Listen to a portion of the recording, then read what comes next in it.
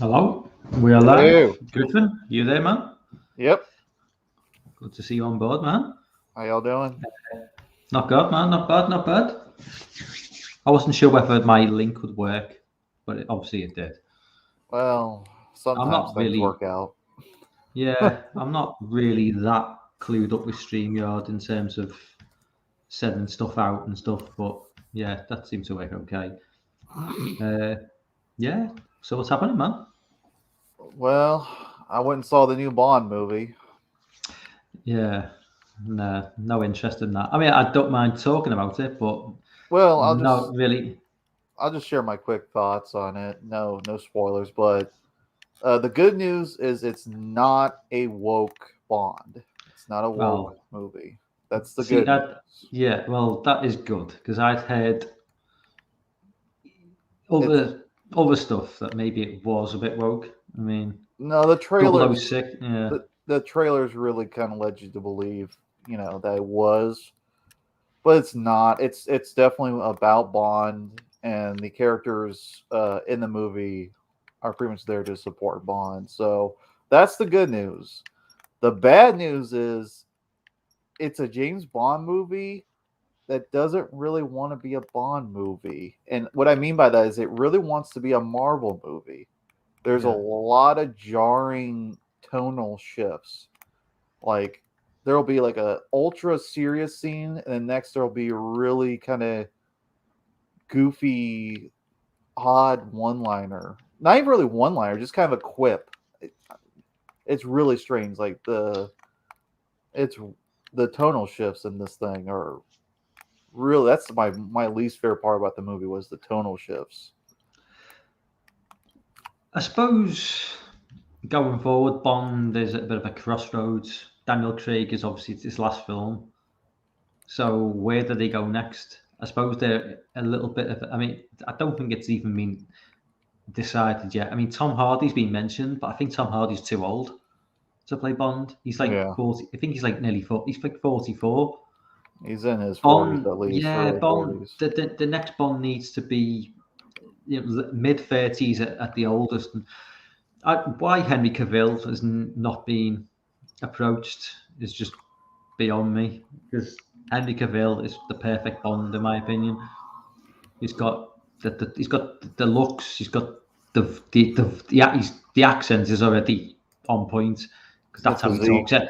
The physique, he just looks like Bond. If you didn't know, if you saw that guy walking down the street with that hairstyle, and you think that's James Bond.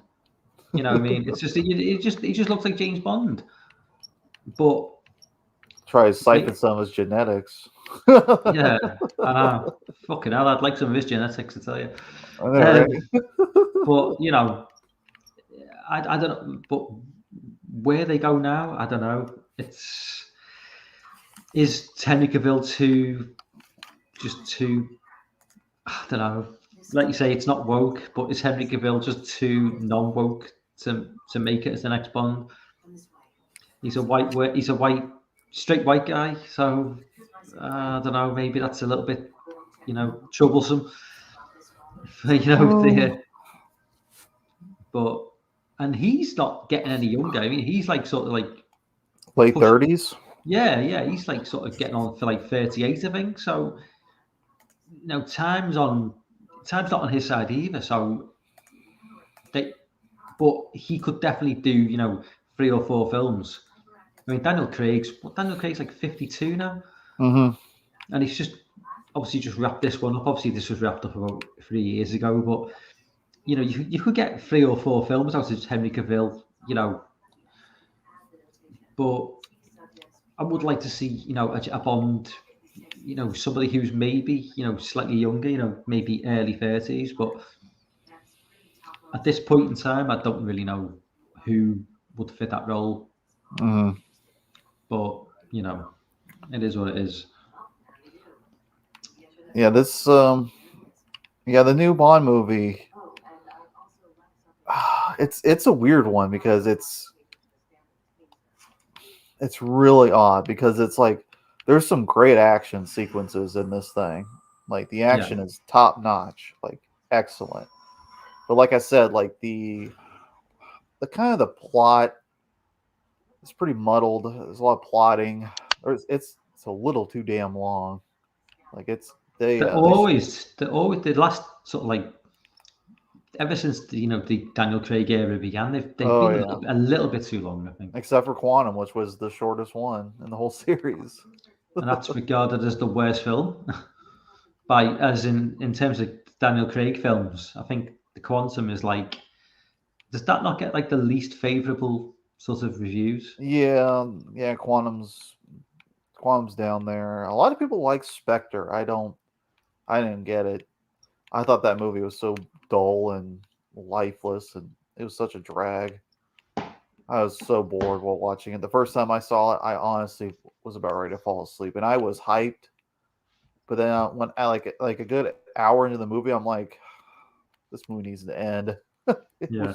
It just the action in that movie was terrible. It was slow. It was just no energy whatsoever. This movie has energy.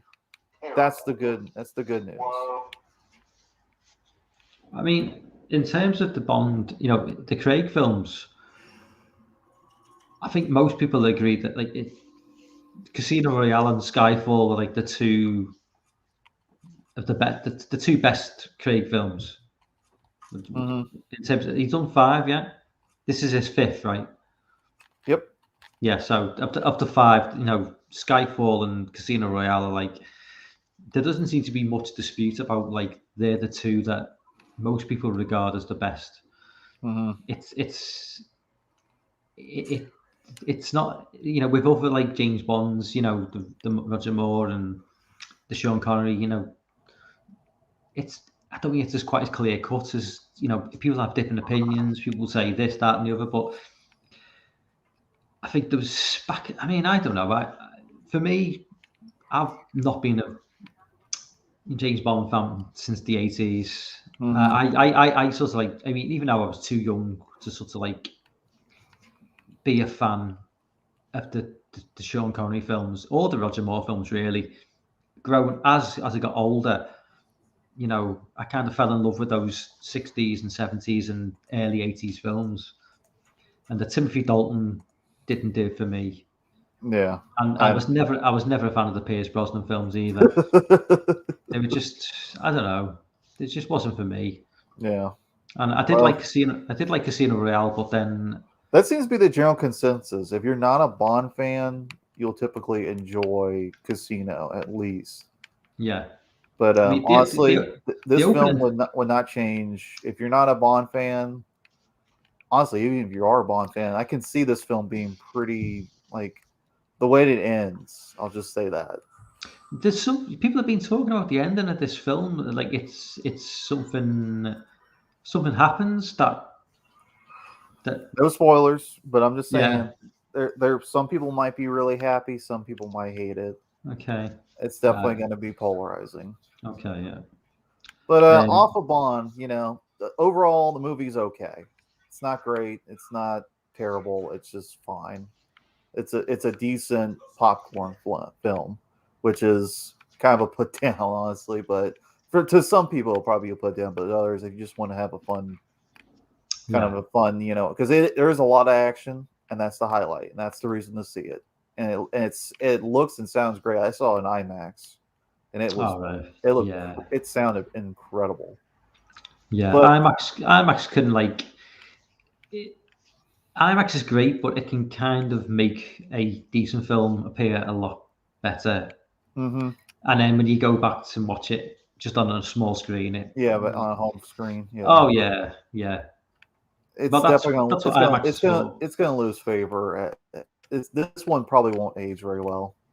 Yeah. Once it's out of theaters, people will probably be a lot more harsh on it. But that's my review of the new Bond, No Time to Die. It's okay. A straight C, 2.5 out of 5. Yeah, but on the Halloween. I'd say your review is kind of on par with like a lot of what I've seen. It's okay, but it's not great. Sean's in the chat. He says GoldenEye is fantastic, Golden Knight's good.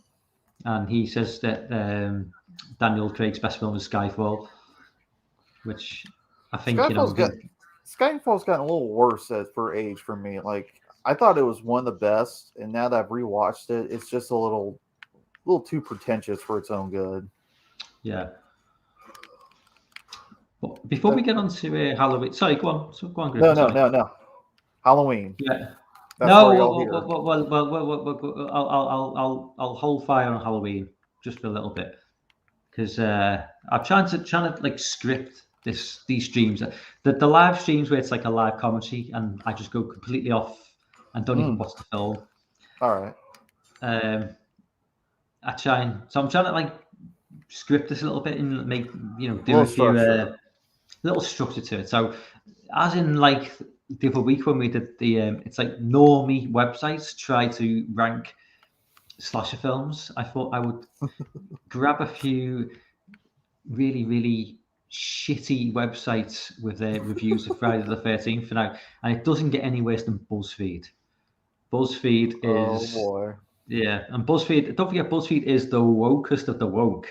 Well, so how they drop IQ. Lorne's in the chat. Lorne, I will. Hello, Lorne. If you're going to jump, Lorne, I will send the link. If you want to jump on, I will send the link in a minute. If you want to jump on, man. So I will try and share this god awful. The BuzzFeed, maybe BuzzFeed's really like based, and they feel the same as us as we do. But I've got this feeling that BuzzFeed is going to find problems. So there's BuzzFeed. Share. Yeah, there's the. So BuzzFeed, I watched all the Friday the 13th movies and ranked them from worst to best.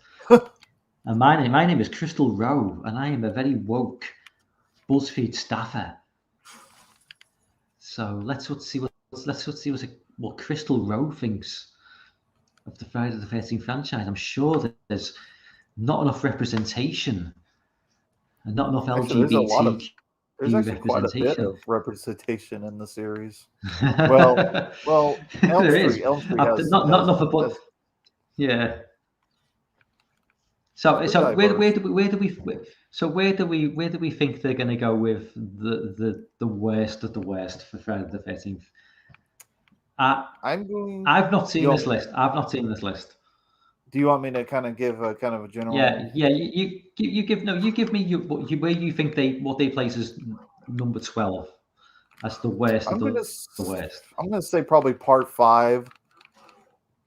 Part 5 will probably be the bottom. I'm going to say Jason X.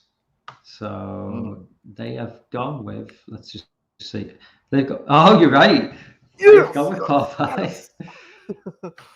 And I have not read this. I've not read this article. This is the no. I know. I think you read the room. I think BuzzFeed, very, very woke website. They do not like lots of women getting murdered, and Friday the 13th Part 5. There's a lot of it, a lot of nudity as well, which we can't have. And they give it 1 out of 10. Pizzal must be spinning in his knock grave, but he's fuming. So number 11. So I'm gonna have to say Jason X. I'm gonna go with part 8. Go with Manhattan. It is Jason X. I was right. Ah, dang. Yeah. They give it 1.5 out of 10. Right. So I think next has got to be Jason Goes to Hell. It's got to be Jason Goes to Hell, surely. What do you think? I'm going to go with part 8 again. I'm going to try that. We'll go with that one. It's Jason Goes to Hell. Oh, man. Yeah, Jason Goes to Hell. Mike's right again. So Number 9. So you've got 1 right. I've got 2 right so far. Yeah. Number 9. Right, I'm going to go. Number 9 has got to be Jason Takes Manhattan, surely. So we've had Jason X. We've had Jason X. We've had this includes the remake, I'm assuming. So we've had Jason X. Yeah, that We've had remake's Jason gonna Goes to be. Hell, and we've had New Beginners. The remake's obviously in there as well. I'm going to go with Jason Takes Manhattan. All right, I'll go with Part 8 again as well, just to be unoriginal. I bet you it's the remake. So is it gonna? Where the hell is it? Has it missed? Oh, the remake. Remake's number 9. Oh, I knew it! I knew it! I should have went with my gut. No, I didn't pick that one. I thought that'd be higher. I did too. I didn't pick that at all. Right. So number 8. It's got to be number 8. It's got to be Jason Takes Manhattan. It's got to be Part 8. It's got to be number 8. Surely. Yeah, we're a little harsh on Part 8. It's here. not. No, it's not. It's Ooh, New Blood. it's 7. This is better than 8, in my opinion. Really?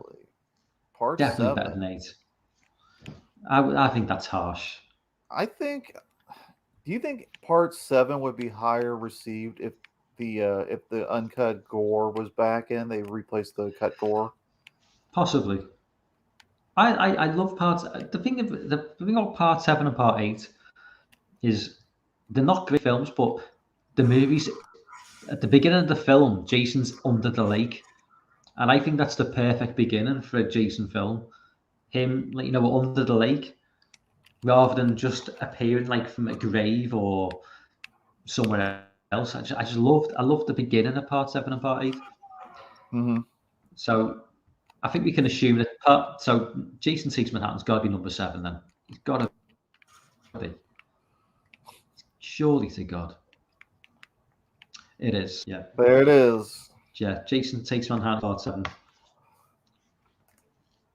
So we'll have obviously 1, 2, 3, 4, and 6, and Freddy versus Jason. Are they including that as well? I'm assuming. Probably. Yeah. So there must be. Yeah. So it must. Yeah. So I'm definitely going Freddy versus Jason for number 6. Then. Let's go over some of their complaints. What are they complaining about with the films? What's their critical points? Well, with the New Blood, he says this is in this it features a girl with telekinetic powers who inadvertently brings Jason back to life. It's basically Jason versus Carrie. There are some creative kills in this movie. Shout out to slamming a person inside of a sleeping bag against a tree. But for the most part, the storyline around this one is very run-of-the-mill. Good-looking people party, have sex, skinny dip, and get killed. And that's a bad thing. That's all I want to see from Friday the 13th film. What else do you want to see? They're with Jason Takes Manhattan. They say it mostly takes place on a boat, despite what the title says. Jason really only spends the last 20 minutes in Manhattan. I fully expected to see Jason run around New York City, killing people in ridiculous ways, but nope. Jason is also able to inexplicably teleport in this movie. And the main character weirdly has sporadic visions of Jason as a child, which is fair enough. They got a point. And they gave Jason Takes Manhattan 4.5 out of 10. The Part 7 has you see him as a child in that one again. Sorry? You see young Jason in Part 7. You see him like under the water, or is that? Am I thinking 8? Because I know in 8. No, that's 8, I think. In 8, and I don't think in 7. Not that I don't remember. I don't think so. Maybe, I don't know. They kind of merge into one, especially when you watch them all together. I've just accidentally skipped forward, so we now know that Friday the 13th Part 2 is number 6. Oh, that's weird. Which is I like that's low. That is low. I really like Part 2. Yeah, I honestly think Part 2 is one of the creepiest in the series. Yeah, That seems way Like, too low. this one actually freaks me out a little bit, especially like the scene where the girl, she comes into the room and Jason's lying underneath of the covers. That's pretty creepy. Yeah. That is pretty terrifying. And then the whole the final girl, she's running, and it keeps cutting to showing Jason also running. It keeps kind of intercut, like slow fades. I thought that was excellent. So we're left with Friday the 13th Part 1, Part 3, Part 4, Part 6, and Freddy vs. Jason. So I'm going to go Freddy vs. Jason next. How is it higher than 2? I don't know. But it must be Freddy vs. Jason. It's definitely in the list because there's 12 films with Jason in. And there's 12 films in this list. So it's obviously... So I'm going to say Freddy vs. Jason for number 5. What do you think, Lord? Sorry. I'm going to go... see what hasn't been. I'm gonna go. I'm gonna say part 3. I'm gonna say part 3 is next. Okay. It's part 4. Oh, really? This is definitely. You can tell this is not. This is clearly not a website which knows much about horror films because number 5, the final chapter. Really, that is insane. Virtually everybody's number 1 or number 2 or number 3 of the franchise.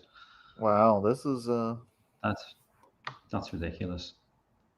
So Freddy vs. Jason is better than Friday the 13th Part 4. Really? This is unprecedented. I don't know where to go now. Yeah. So number 4, I'm still going to say Freddy vs. Jason. I'm still going to say Freddy. That's going to be pretty high on the list. You got to think that one's probably the most diverse with like the cast and. Is that why it's so high then? Do you think some of these early films are just? Maybe they're bigger fan. Maybe they're big. This person's a big giant fan of the Elm Street series, and that's might be why. I'm curious. I'm curious their talking points on it. So they gave this film a 5.5 out of 10. So I'm going to say Freddy vs. Jason for number 4. What do you think, Griffin? Again. You're going to go part 3 again. Okay.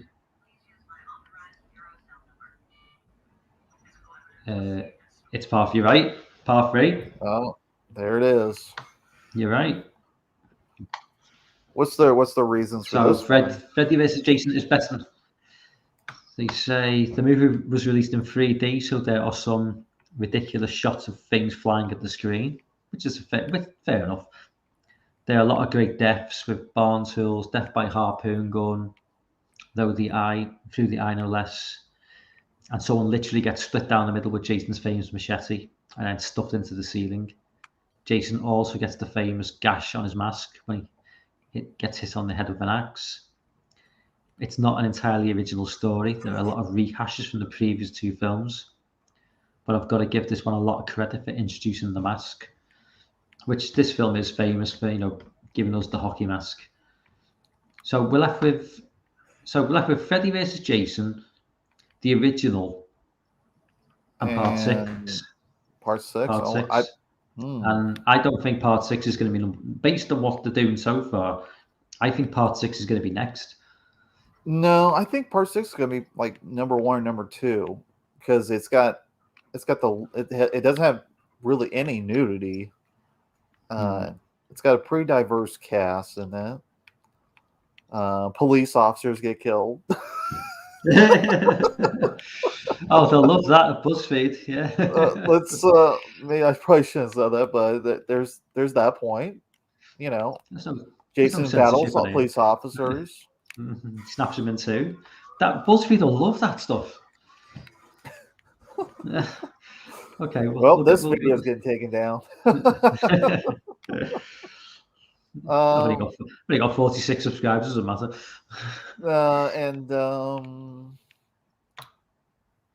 Yeah, I don't know. Let's see. Let's go. I'm gonna say number one. It's gonna be next. Okay, I'm gonna say Freddy vs. Jason again. Ah, yes, finally. Oh, there you go. They have got some taste and didn't put number one. I think they're going to place. It's a normie website, so they're going to put the original at number one. I think. Personally, Yeah, I think. And you gotta think the reason why this one's probably so high. I'm curious. What's their critiques? What's their praise and critique on this one? Well, they give it 6.5 out of 10, and they say the gist of this movie is that Freddy raises Jason from the dead in order to create fear amongst the people in his town. Yes, the movie is silly, but it was weirdly satisfying to see Jason and Freddy fight both in Freddy's nightmare fantasy world, where he can do things like make Jason fly across a room, and also in the real world of Camp Crystal Lake, where Jason has the upper hand. They certainly delivered on the premise of this one. Bonus, this one features Destiny's Child legend Kelly Rowland.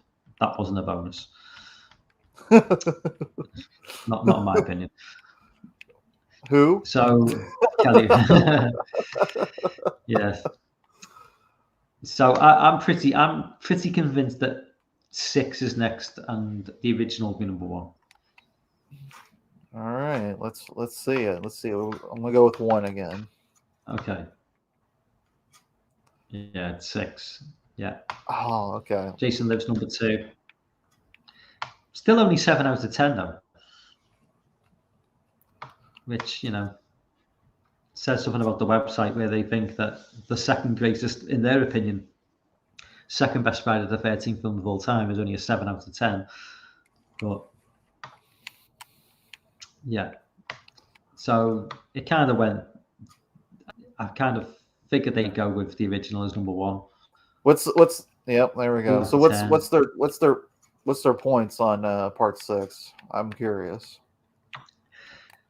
They say, first of all, Jason is brought back to life by a bolt of lightning, ignoring the fact that in the previous film they said his body was cremated. And then he has a James Bond-like opening sequence that's kind of amazing. It is. The tone of the movie is borderline comedic. One of the characters even breaks the fourth wall, addressing the audience. And that tone actually worked with the cartoonish deaths. Now, it's still not a great movie in the grand scope of movies, even horror movies, but it's definitely one of the best of the entire series. Yeah, I'd agree with that. I think that was a fairly. I mean, they pretty much summed up what I thought of the movie. I love part 6, but it's not going to be taken seriously. I enjoy it quite a bit. The James Bond definitely hit a sweet spot for me personally. Anyway, that's enough. Well, that's the list. So, Kat, we were pretty spot on for the most part. Although I don't think either one of us thought. Well, I guess you got to kind of put in normie perspective that Freddy vs. Jason was massive, even outside the horror. Like that movie was super publicized. Like I saw advertisements for that thing so many times. Yeah. That film was like everybody was talking about that film. Everybody, even people who don't really watch movies or even horror movies, let alone movies in general. But it was pretty fascinating, and I can see why it's higher on this particular person's list. Okay, I'll put the link out. If Lauren is still in the chat, he might have disappeared for a bit, but if he wants to jump on, he can do. So Lauren, jump on. Tell us about Lamb. Give us a quick review. Yeah, I really want to hear about that film. Give us a quick review, Lauren. Jump on. We were just getting through that list, but you're good to jump on, man. Still going to hold fire on Halloween because I'll maybe wait for a few more people might jump in the chat. But making a quick note about things to talk about. Are you a fan of Hellraiser? The first two. Well, yeah. So Hulu are planning on rebooting the franchise with a TV show or a Oh, a film. TV I show. think no, actually, I think it's a film. I think it's a movie, but it's a female Pinhead. Mm. So, well, Well, to that be reaction fair, was. in the original source text, Pinhead was described as being androgynous. See, I haven't got a problem with the way Jamie. Jamie, let me finish. I have got no problem with a female Pinhead. Welcome to the chat, Jamie. Welcome in, Jamie. Of all the franchises, in terms of horror, this sort of bringing in doing like a gender swap on one of the characters. Hellraiser is one of the ones where I think absolutely, because Hellraiser is such a,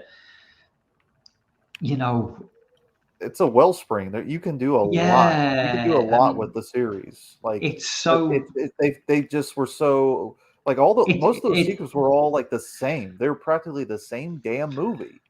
and Hellraiser is probably the sort of movie I can imagine being like really really big amongst like the sort of LGBTQ community as well, because it's all the whole the aspect of the bond. That sounds really bad. Am I trying to say that they're under bondage? I'm not, but you know what I mean. It's not like the whole aspect of Hellraiser is it's a far cry from the sort of person who would be like really into a Friday the 13th film. And You know what I mean? it's got the It's got that fantasy sort of element. the kinky sort of element to it with the whipping and the chains and stuff. It's So got a very deep lore to it. A lot yeah, of people yeah, like deep lore. They like to dive into yeah. heavy lore, mythologizing. So so There's they can do a lot with this series, but they just I've got like no just to reinforce Jamie. I'm just trying to say that and there's Lorne there. I'll just add him to the stream. Uh-oh. Here he is. Hey. Is that his bedroom? This is a hotel room. He's in a hotel. Okay. I was going to say that's not your usual. You haven't seen Jason behind with a massive machete. Well, if we do, there's a different problem tonight. So why are you in a hotel room, Lorne? Work. Okay. Give us a quick review of Lamb. Non-spoiler. Well, it's funny because there's things you could spoil about the film, but that's not the point of the film. It's not a plot-heavy film. First off, as I said somewhere, I don't remember where, it might have been on Region Free, not a horror film. So if you're going in for a horror film, you need to scale back those expectations. It's a really bizarre drama that will appeal to horror fans, but is not itself a horror film. Beautiful to look at. There's some really standout moments, but I can see a lot of people not having patience with it. Is it a long film or? No, it's not a particularly long film, but if you thought Witch was slow, which is a complaint I do hear about that film, which I don't feel that way, but then you're going to have problems with this. I gave it a B, just a straight B, which is kind of low for A24, but way higher than Green Knight, which to me was just a complete missed opportunity, really. Although I'm very, very the trailer for A24's take on Macbeth from Joel Cohen. Mm-hmm. There was a very brief teaser before this, and I'm there day one for that. That's just obnoxiously wonderful. So I mean, A24, if you go in knowing that they didn't make this either, they bought it at market. It fits really well into their catalog, but they didn't make Lamb. So it is what it is. It's an import. It it worked for me. B is actually a pretty good score for films for me that I see in theaters. But it's not Hereditary. It's not Saint Maud. It's not top tier A24. It's definitely a bit below. Is it what was it made? Is it European or? I believe it came from the Netherlands, but it does have Naomi Rapace in the lead role, but there is no English in the film. So I mean, which didn't bother me at all. In fact, kind of refreshing not to hear obnoxious English dialogue. But and it does have some surprising moments. It has one really big surprising moment, and that is not what's even hinted at in the trailer. So, but again, it just has a lot of real estate for the story it's telling, which I was okay with, but I can see a lot of people not being. And maybe I'm not being fair to people. Maybe I shouldn't assume that, but I hear complaints about a lot of the films that I like that tend to have a more leisurely pace. So I think we have to just realize that it's not going to be for everyone. Okay. Anthony Oliver in the chat. Anthony, you must be a new subscriber. I don't know Anthony. I've never met Anthony before. Nice to see you on board, man. He says, we've just been talking about Hellraiser. There's a new movie in the works from Hulu. A female Pinhead, which I was talking with Griffin. I really don't.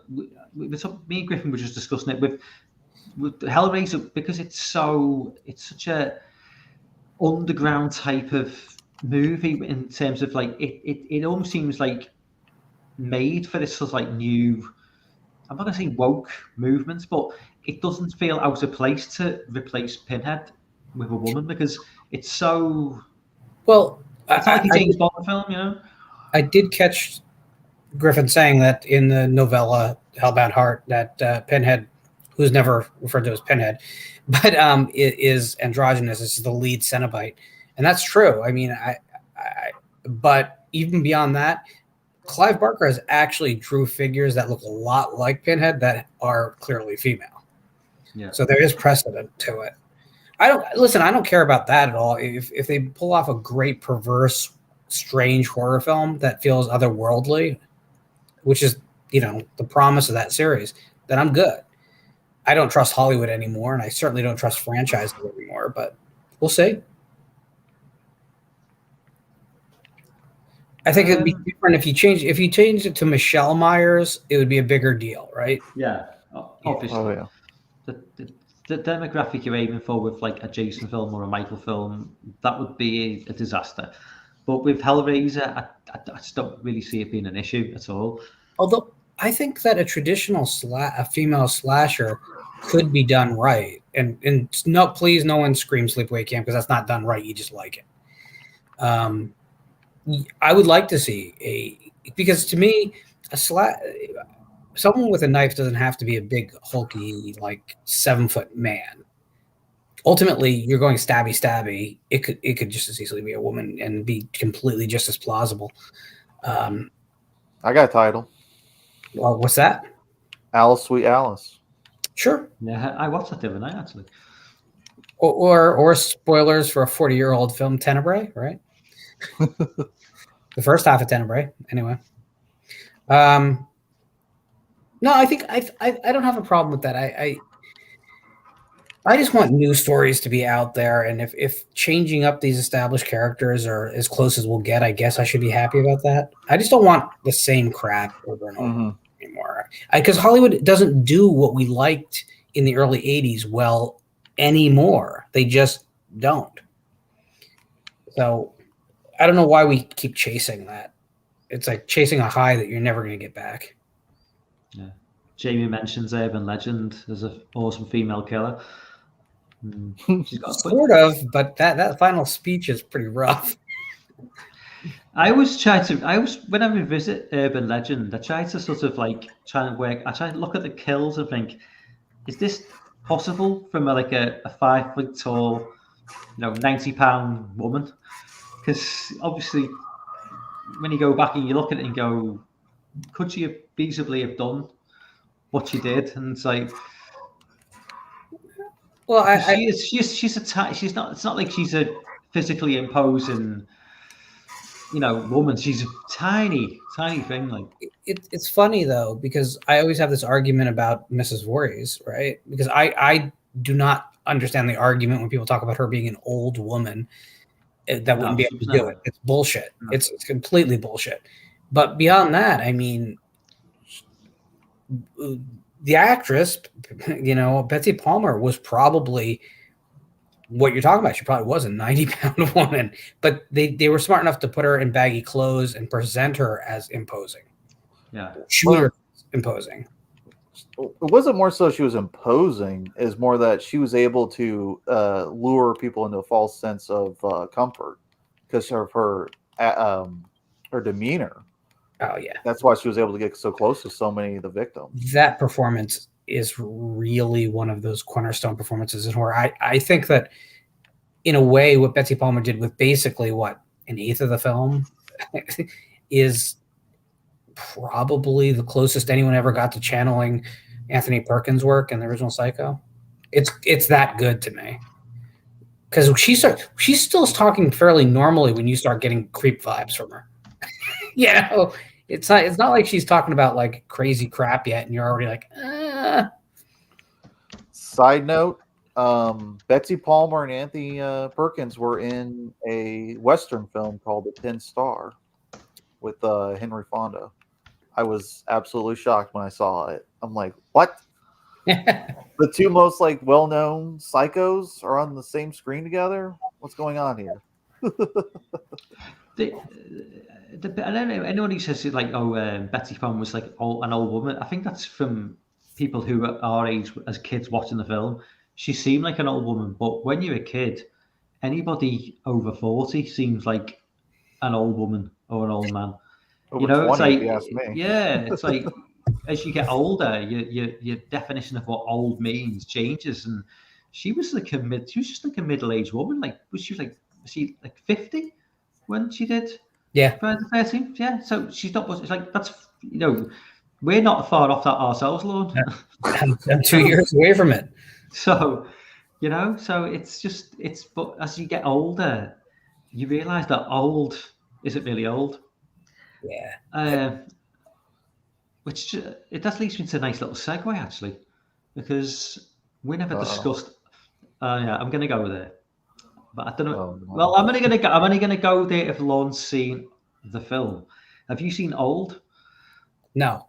Okay, we and I probably never will. So it doesn't matter. I saw the trailer, and even without M. Night Shyamalan's name coming up, I was like, "Oh, that looks obnoxious. I'm not going to see that."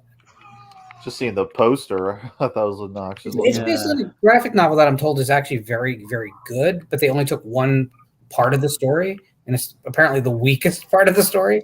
So, yeah, it's a bizarre film. Have you seen The Happening? Oh, I saw about half of The Happening. I couldn't get through it. Yeah, a lot of people just like bad cinema to like bad cinema. I can watch bad cinema a lot, but there is a point where I feel like, what am I fucking doing? I could be doing anything else. That movie hit that point around the 40-minute mark, and I just turned it off. Was it the hot dog speech?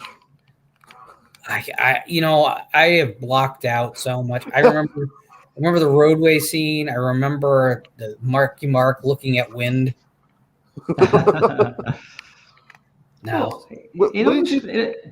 Sorry, go on, go. Let me interject. What did you think of? What you both think of The Village? Do you think that's where he started? Where it was it Signs or Village for y'all? That it really. I love Signs. I love Signs. Things started to fall apart. That was the third film, Signs, and fourth. The Village was the fourth film, right? Yeah. Yeah. Yeah, I think The Village is where it started. For me, The Village is where it started to the decline started. But I don't think Signs is perfect, but there's certain aspects of that film that I really like.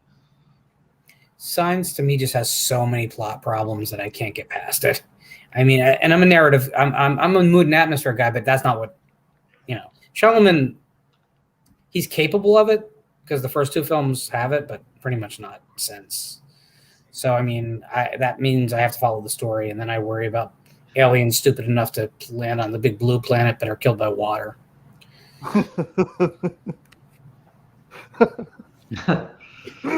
It's like they needed to put on the windshield wipers or something. Oh, that planet has a bunch of the shit that kills us. Let's not go there. Have you heard like the?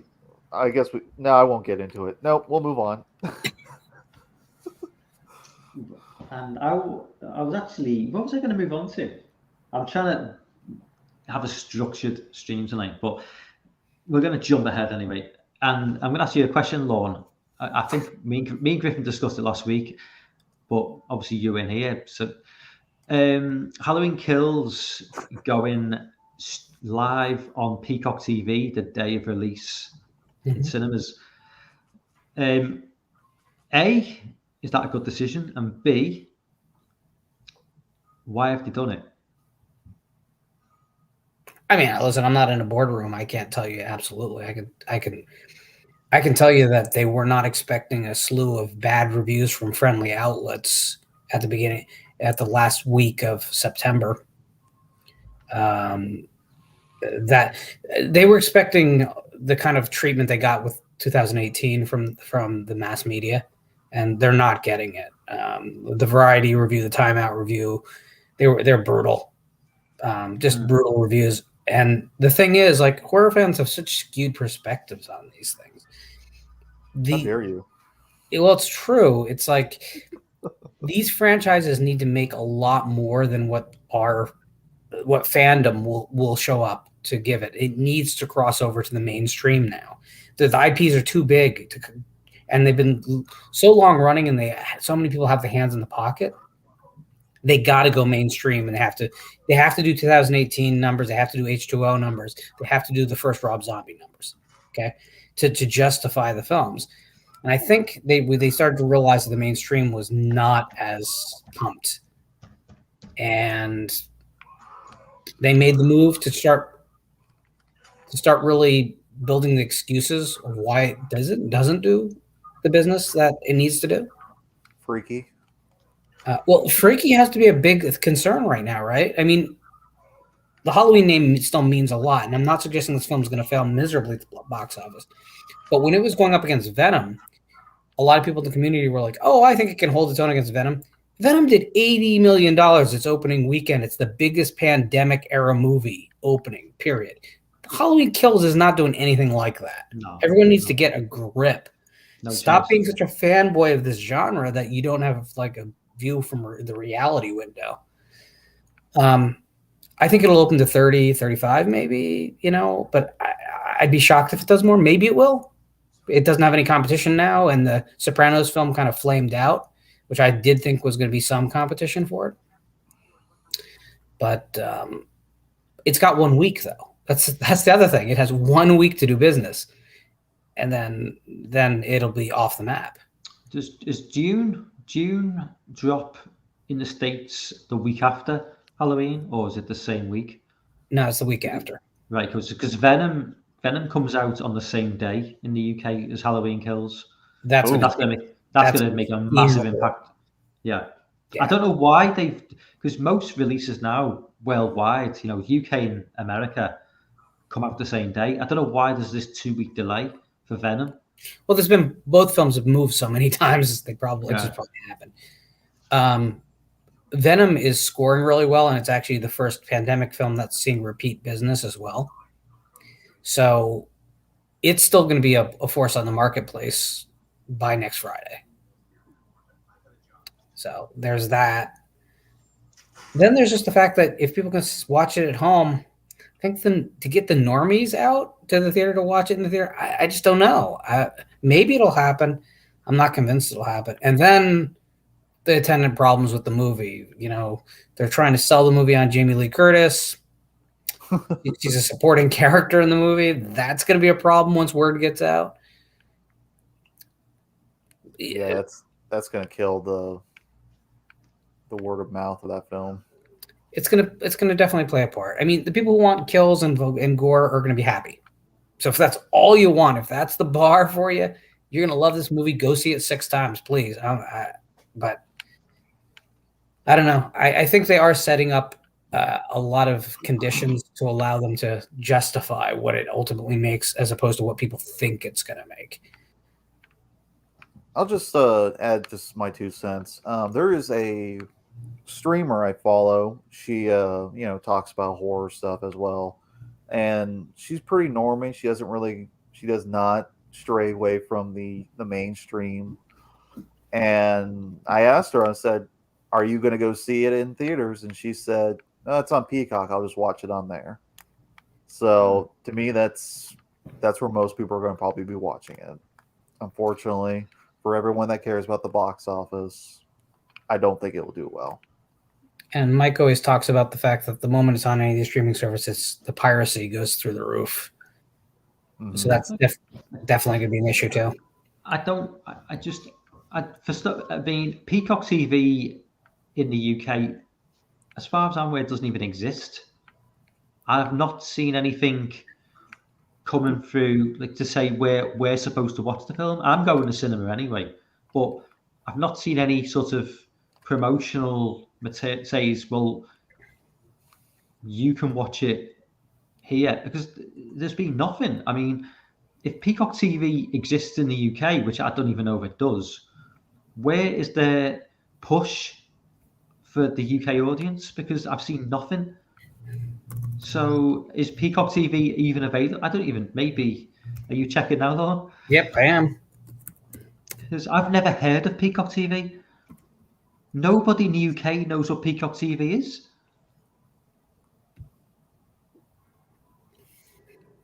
Okay, in the UK, let's see. Apparently Peacock does exist in the UK. But we don't know it exists. Well, apparently it does. If I went into like middle of Oxford Street in London and interviewed, asked 100 people, what's Peacock TV? They'd look at me with a blank expression. If I said, what's Amazon Prime or Netflix? So where's the logic in them release? I mean, is Peacock TV like a big deal in America? Okay, wait. I might have spoke too soon because this article is kind of confusing. Because it's suggesting you get a VPN and grab it off the American site. But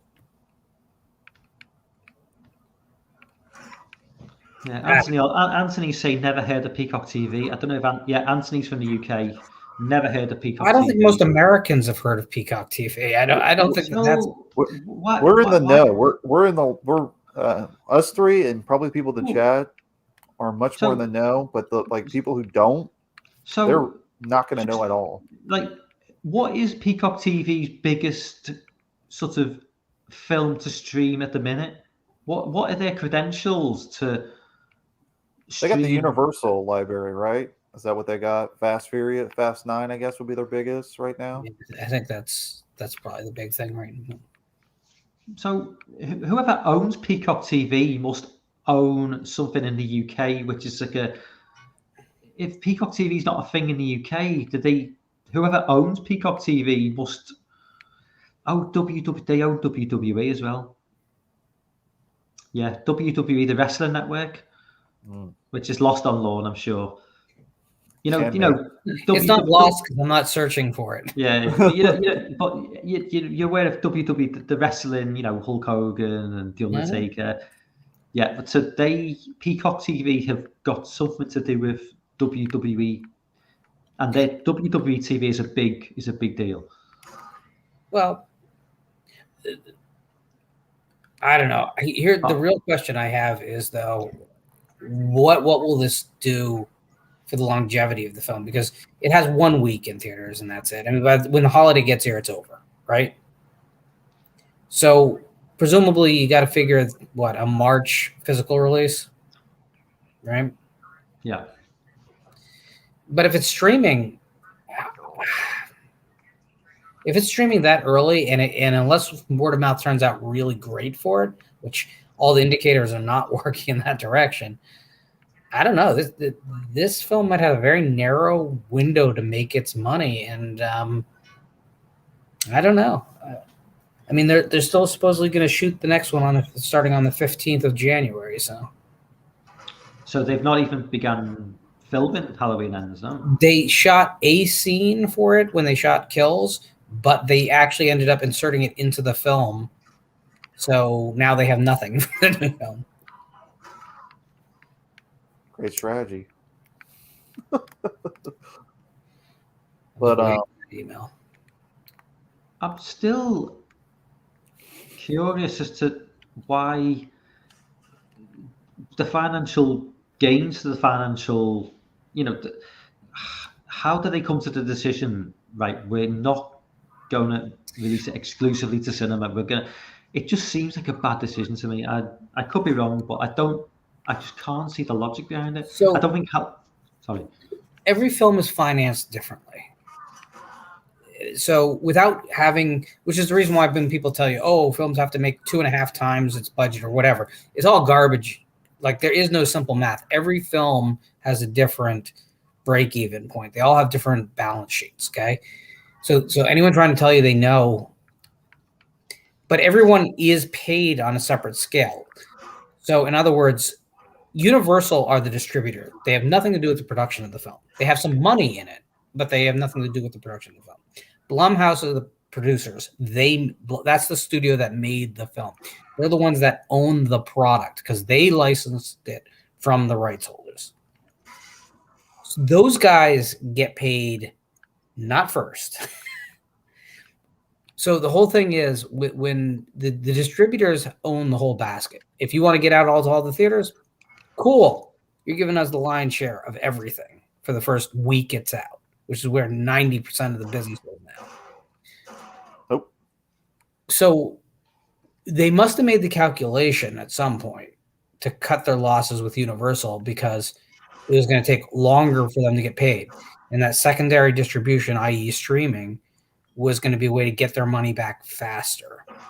They might not make as much, but they'll cover their own costs much quicker. That would be my guess. But again, anyone telling you they understand movie math because they've heard somewhere that there's some equation, they're lying to you or they're just ignorant. And you'll read it in articles galore, and it's just not true. How dare you question me? I will question you all day long, sir. Mostly because I know you can't even match socks, so I'm not worried. Ben Grimm asks, is it staying on Peacock the whole time, or is it like HBO where they only have the movies on there for a month? It'll be a window. Yeah. It might be longer than a month, but it'll be a window. So it's not like Netflix where they exclusively own the rights to something and Netflix was really good. Whenever you see that Netflix exclusive, everyone thinks that Netflix made the product, and they didn't. They're very good at going to film markets and picking things up. And no one says no to Netflix because, frankly, it gives you the biggest canvas to start bringing people in. And also if you're a smaller production company and you have a Netflix exclusive you made, there's a lot of industry cred that goes with that. But they tend to just buy things for distribution on the platform and then call them exclusives or originals, which gives the impression that they own a studio and they're making films. The only place where that's kind of true is The Irishman, right? But outside that, it's like they're buying shit at the major markets. In terms of Halloween Ends, have you heard any sort of like snippets of possibly what may go down? I have at this point gotten nothing, and I think it's because I've been very public and for like the last couple months that I'm just over, and I cannot wait to not talk about Halloween. So I think people are just kind of like, okay, he doesn't want to know, which is pretty accurate, to be honest with you.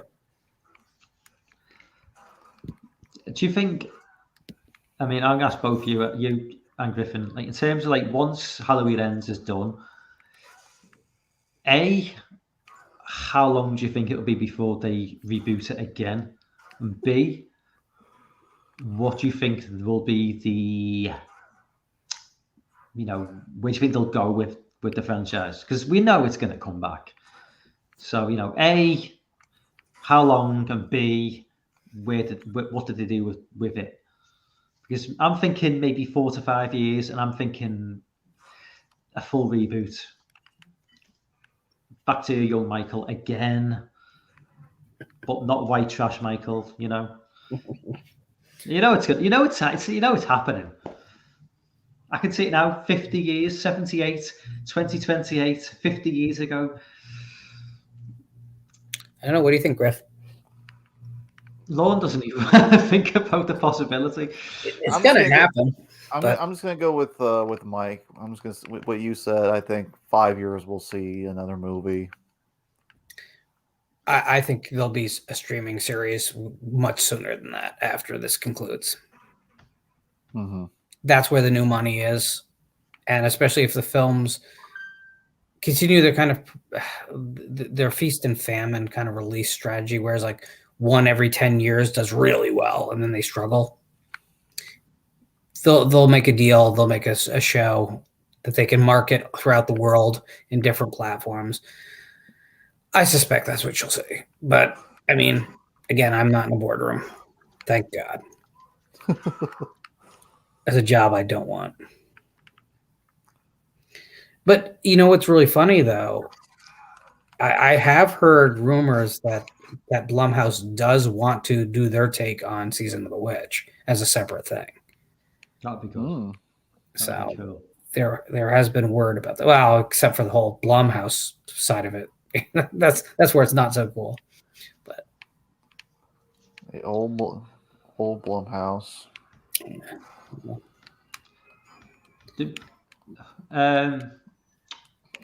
So there's been an update on the lawsuit involving Miller and Cunningham.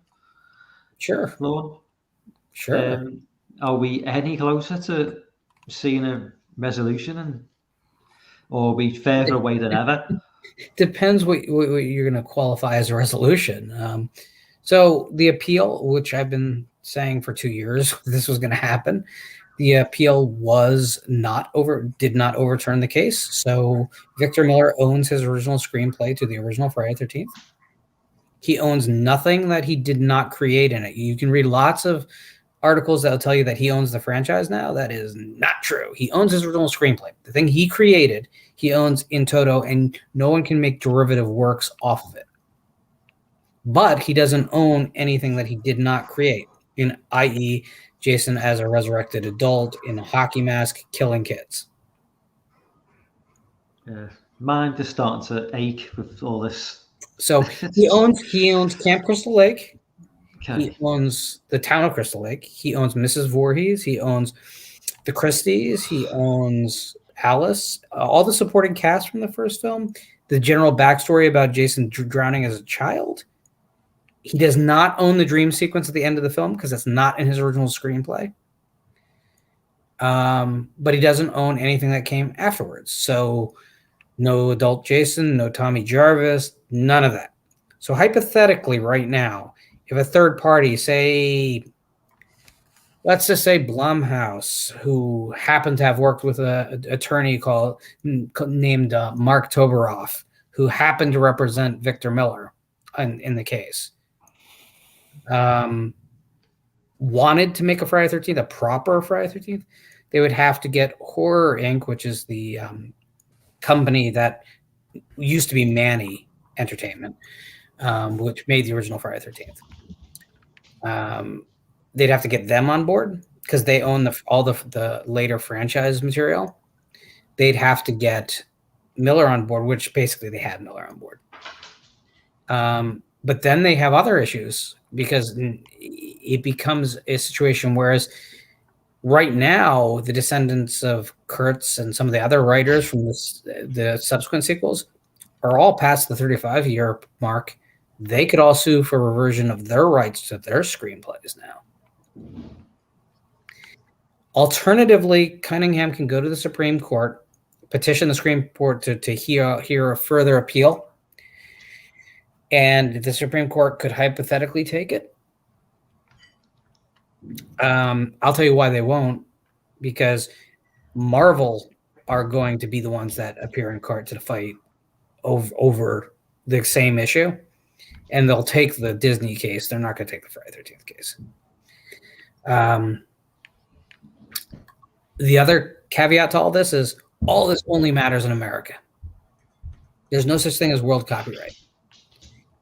Cunningham and Horror Inc. for the rest of the world besides America own the franchise. The first film can make derivative works off of the original screenplay. Period. So hypothetically, if they wanted to just shoot a film in Germany and use everything, they just couldn't release it in America.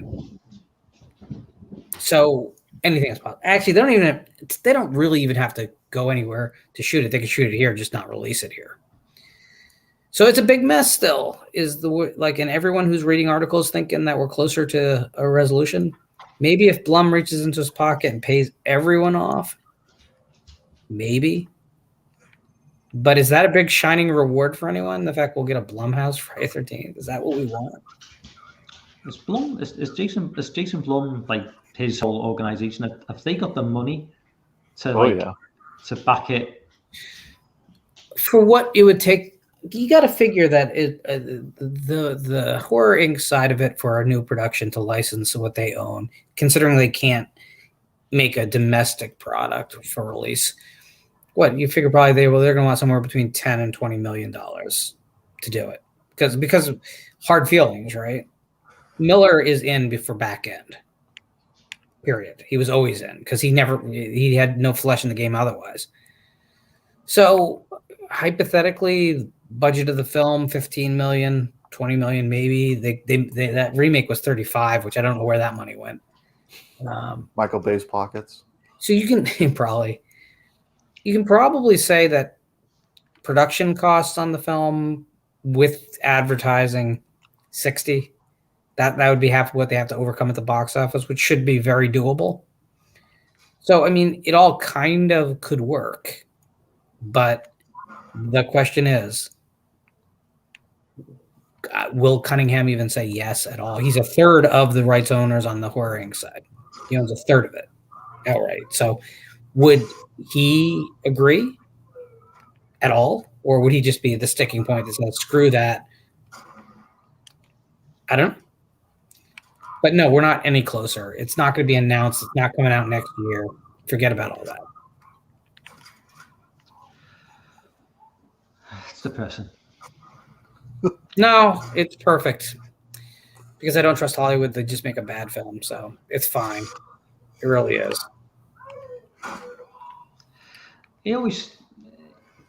I think it's strange that, we're in 2021 now, and we're still reminiscing and hoping for new movies by icons. Okay, they're icons from our childhood, but it's not just us who want new films from these icons. It's people who are grew up after their golden age.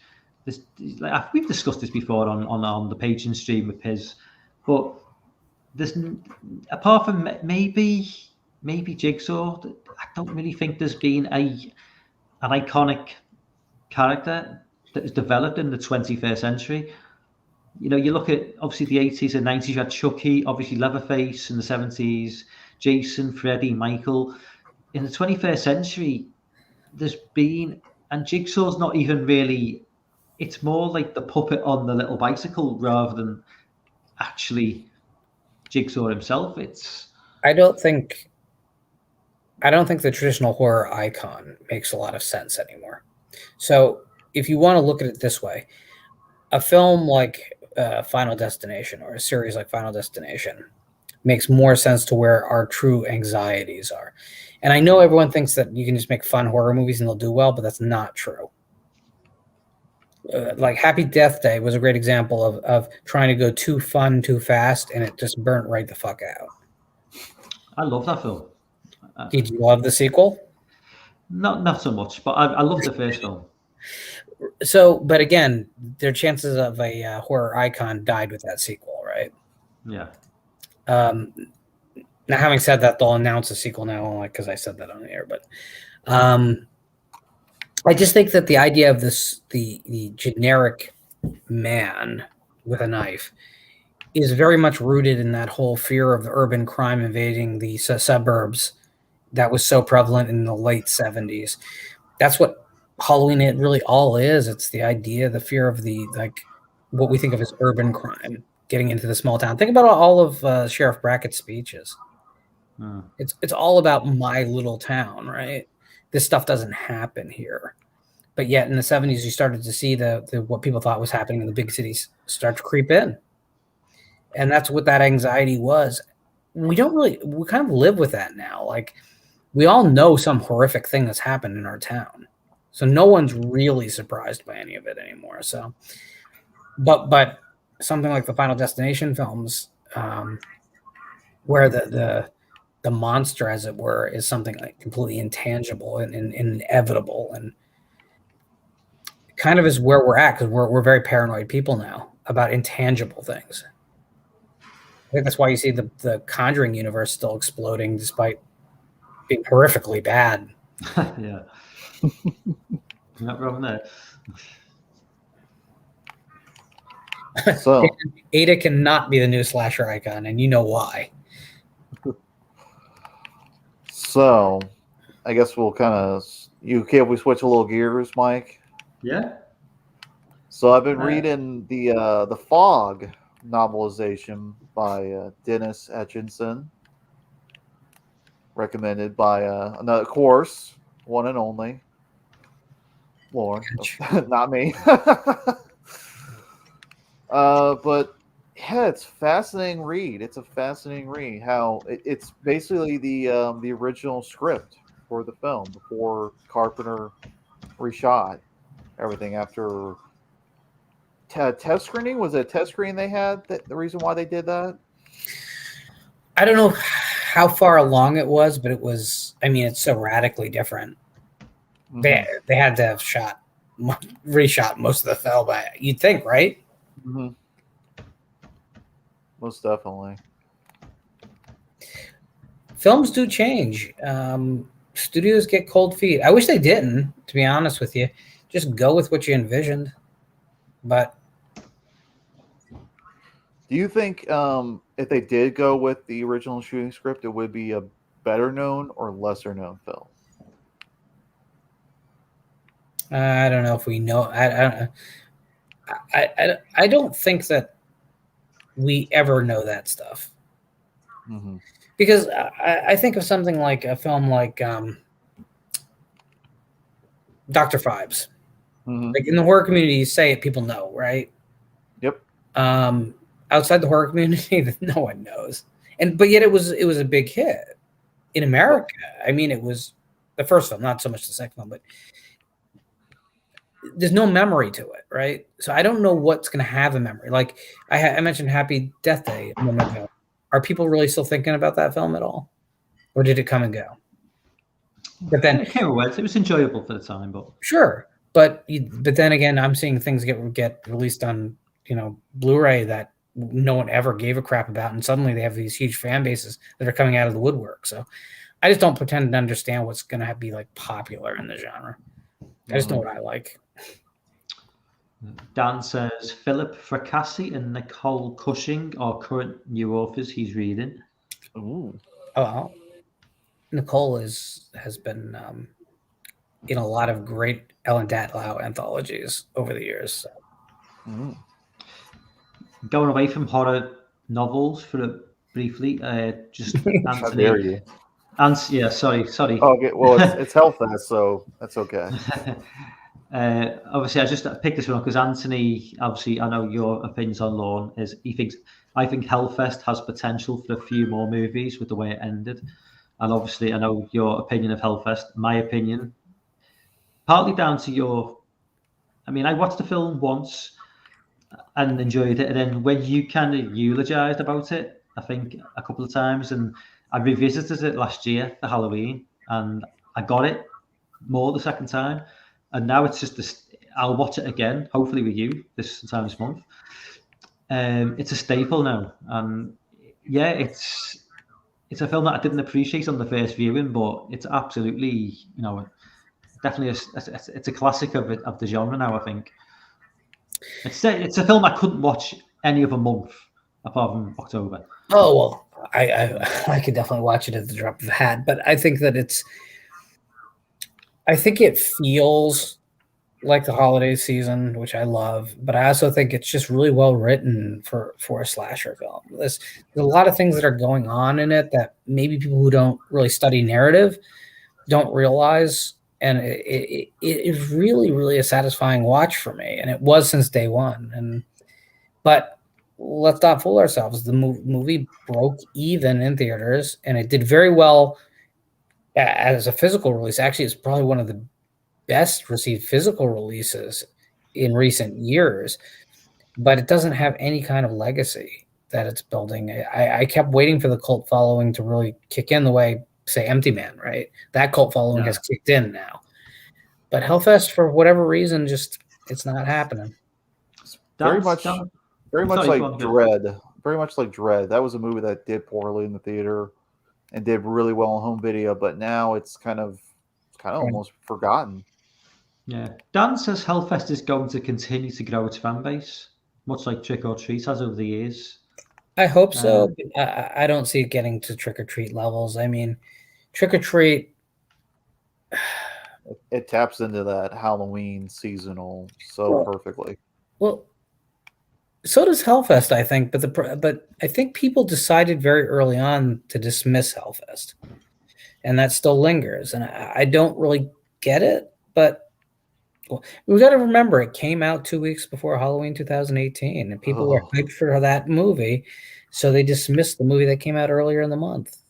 What would the landscape look like if Halloween 2018 didn't exist? Well, better for me, but maybe Hellfest would have taken that holiday season. It might have been something, but we live in the world we live in. You know, I have my copy. I drag it out. I try and promote and be the cheerleader for it as often as I can. Sometimes it works. Sometimes it doesn't. I received a Twitter message today, which I had to approve because it's not from a follower who apparently watched The Last Region Free and stated to me, tell me why you don't like the others, and I'll tell you why I don't like Hellfest. Like, they come out of their woodwork to,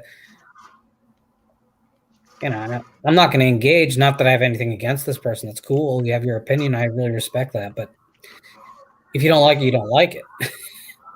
I don't like the others because, frankly, the turn of the screw is a thing, and it's better. So why? And Nicole Kidman. Fuck that actress. Yeah. I'm going to come back to Halloween movies in a minute, but I just want to go back to what a comment Jamie made. Says, I've lost it now. There we go. I love Sinister because it taps into the fear of your own spawn hating you and wanting to do you in. I'd like to see more of that series. And Sinister, I don't know whether you guys seen this, but last year they did I think it was Rotten Tomatoes or IMDb did a list of, scariest films, as in terms they fitted like a heart monitor to people and recorded them as they watch films. And Sinister actually came out on top as the scariest film of all time. Obviously, that's ridiculous. I think what they've did is they've taken a select amount of films, fitted heart monitors to people, let them watch the film, and recorded the results. And of the 35 films they chose, Sinister came out top, Insidious number 2, The Conjuring number 3. You won't like this. Hereditary only number 4. Okay. So, yeah. Clearly, they were attaching. They're trying to measure. They were attaching to the heart, not the brain. Clearly, right? Yeah. Or the ass. Sinister. I'm not picking on Sinister. I like Sinister. I don't much like the second movie. Does anyone? Well, the second film is just bizarre because like all the kid traps are just impossible things to set up. It's like what's happening here? Alligators? What's going on? I've never seen it. It's a big step down, but the first film is it's fine. It's fine. It's better than the Conjuring movies and all the ilk that it was kind of lumped into. I'm not a fan of Insidious. What's his name? Yeah, I like the first Insidious film, but it doesn't require 3 sequels or 4 sequels, is it? I would No? take any of the Insidious films over any of the Conjuring movies.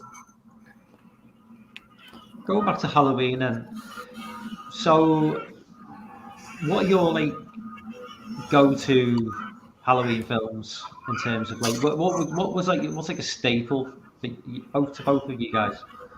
What's like a staple?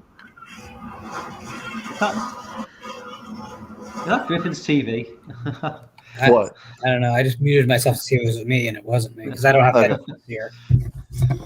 Oh, It's gone now. It's gone. okay. Now. Lauren, you go. Midnight Hour is a film that I watch every Halloween season.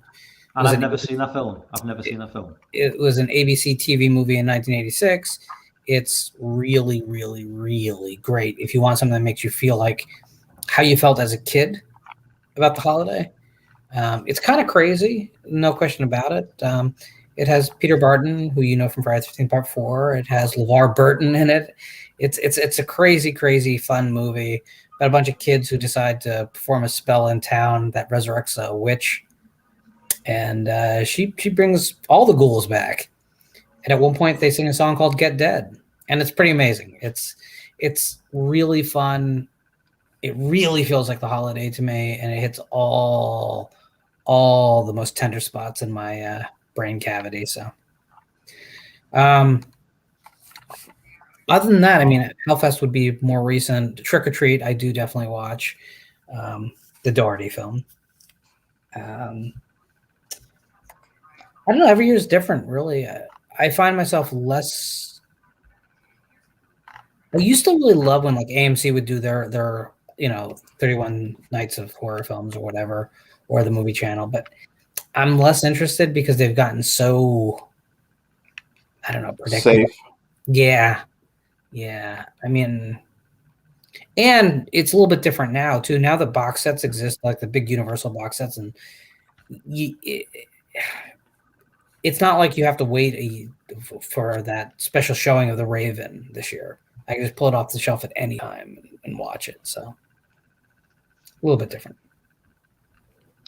Anthony Oliver mentions Night of the Demons 2009, which I've not seen. That's my favorite of that franchise. Is it? I don't really like that franchise, but yeah, I think the remake is that the 80s? Is that connected to the Demons films of the 80s? Yeah. So it's like Demons, like the Italian. Oh no! It's No, not okay. Demons. The Linnea Quigley Right, thing. okay. Yeah, I don't think I've The seen new it. version is a lot less campy and silly. It's campy in a different way, I guess, maybe. But yeah, so Dan says Black Sunday is an absolute watch for me every year at this time. Well, Black Sunday is an absolute watch for me whenever I think of the movies. It doesn't have to be Halloween. Well, for me, it's just not. I know found footage is not really your is I don't know whether it's got a different title in the US called The Houses That October Built. It's a found footage film from maybe 2016. There is a sequel. It's here. I've never seen it. It's like an extreme. They go checking out extreme haunted house attractions rather like Hellfest, and they get more and more extreme, and they get to the point where they basically go to a house where they basically murder people. Well, it's definitely got those Halloween vibes. It's not perfect, but for this time of year, it's exactly what you want. But as I say, and I'll always a big up Hell House LLC every time for Halloween. Great film. Mike, have you ever done an extreme haunt? No, they don't really. Ones in the UK would be so crap. Just, I did Blackout the first year it was in New York, and I'll never do another, but I'm glad I did it. But it's pretty intense. Yeah, they can touch it, and they do. So where you went? Was it like out in the middle of nowhere, or was it kind of like a more? No, it was in Manhattan. So yeah, but is that take away from it a little bit? The fact that you, The first moment someone pushes you to the floor, no, not at all. yeah, I'm assuming you have to sign Yeah. a lot of documents for that. Yeah. So you know how a lot of those haunted houses have like weighted bags hanging out from both sides, and they sway. Yeah. The beginning of this was you walk through that, but people were pushing the weighted bags into you. Oh, Yeah. But people would be wearing all black, and they just brush up against you and then push you into a wall. And so, I didn't get the plastic. I keep hearing from people that that's the big thing they put. They'll take cellophane and they'll wrap your head in it real quick and then remove it. You definitely walk out having been hit by a lot of fluids. ugh. And they scream things like "I'm going to rape you" and things like that. They're How does that work in New York? I can imagine that working in like maybe Nebraska or something, but like in Nebraska. I would expect more from New York. Honestly. Lon. This is like ultra woke Manhattan. No. How do they? Well, this is years ago now, but okay. The other thing is, now? No, it would work fine. New York isn't what you're probably thinking from the news. That's a proportion of it, but New York is New York. New York is a place where you can open a porn shop next to a church. So. Yeah, it's just when you said the idea, like some like 21st century sort of like SJW walks into one of these extreme haunted house rides and they never they don't even show up to watch the movies. They protest. They're not going to an extreme. Again, I wouldn't do it again because I did walk out with bruises, but I'm glad I did it though because people are very fascinated by extreme haunts and very few people can say they did it, so it was expensive. Jamie says I watch Ginger Snaps every time at this time of the year. It's not a film I ever really took to. I don't know why. I like Ginger Snaps. Not so much the sequels. I thought the second one was good. I did not get fondled, Dan. I just got pushed to the ground a lot and yelled at and had people so close to me that I could feel their spit on my face as they were screaming at me. Oh, and the tire room. There's a room where there was tires on the floor, so you couldn't help but trip. So you're constantly tripping over yourself as people are rushing by you and grabbing your shirt and stuff like that. I don't know that women should definitely. There's different concern for women at these things, I think, than men. I was going to say if people it's different with men getting grabbed, but women getting grabbed, there's more areas to not touch, if you know what I mean? So it's like so you definitely sign a waiver saying that you understand that you'll be touched even in potentially sensitive places. But I don't know what the line is there, but they also make you go through alone. Like you can't even go in with someone else. You have to walk it yourself. And so you have a lot of attention just on you. And that's a little bit different. Lovely. And so there's constantly noise too, which is probably the thing that people aren't going to be used to. You constantly sound like you're being hit by gunshots because they're piping noise and sounds and the sounds of like cats screaming and it's intense. Yeah, and Anthony says UK. Yeah, he's right. We don't celebrate Halloween like you do. To be fair, you know, it's funny. I am currently about 10 miles from the city in America where the very first Halloween parade happened. So the birthplace of Halloween as a commercial holiday is I'm sitting very close to at this moment. We really it's become more of a big deal in the UK in the last 20 years, all down to the American influence. When I was a kid, Halloween was kind of a big deal and it kind of died down a bit in like the 90s.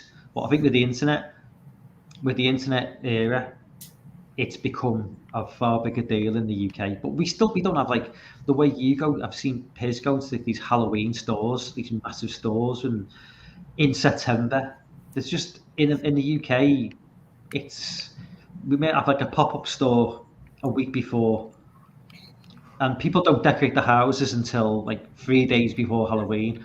It's not like in America where people are decorating the houses from the beginning of October or even before that. It's just not the same. It's just not the same in the UK. But it's different in different parts of America too, though. Like, I mean, there's like Jersey, it's all the holidays. Like, all of them are pretty big deals. St. Patrick's Day is a huge deal in Jersey, for instance. I mean, it's all alcohol and shamrocks being, put on garages, but it's a huge holiday. Like the hotels will all sell out for that, whatever weekend is around that, like half a year beforehand. I mean, because it's just huge.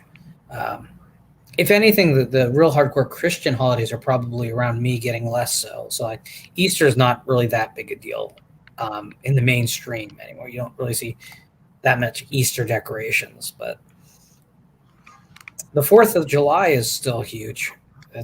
Jersey just got fireworks legalized a couple of years back, so it definitely. Oh boy! Now. Oh yeah, because we need fireworks. So could you not let off fireworks yourself? So we still can't do anything that launches off the ground legally. Can't. So you've got actually. It's all ground stuff. It's all just basically sparks. Oh, we can get anything. Yeah, but if you want to go and get rockets, we can get a sparkler was illegal in New Jersey until a couple of years ago. Yeah, we can just get fire. We can get rockets and set them off. No wonder the crime's so high there. Yeah, we're strict on guns. We're not strict on fireworks. Oh, well, we're strict on guns here too, but it's a different argument.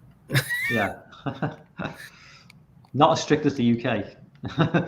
The UK is super strict on guns. So that's why you have more stabbings than America has. Oh yeah. Oh no, we have a lot of stabbings. Yeah, you do have a lot of and baseball bats are very popular. Oh yeah. Well, cricket bats, I guess, mostly, huh? Jamie says she's been hearing strange animal sounds coming from the woods and thinks it's a Wendigo. If I disappear, it got me, just saying.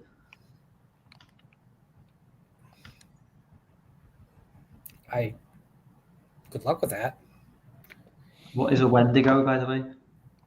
Yeah, it's an traditional folklore, basically usually deer or elk person. A lot of revenge mythology around them. Very much kind of the pumpkin head thing, basically, except imagine people with horns. That might be the easiest way to discuss it. There's a lot of differences. It's very regional. It's different wherever you grew up. Native American antlers. folklore. There you go.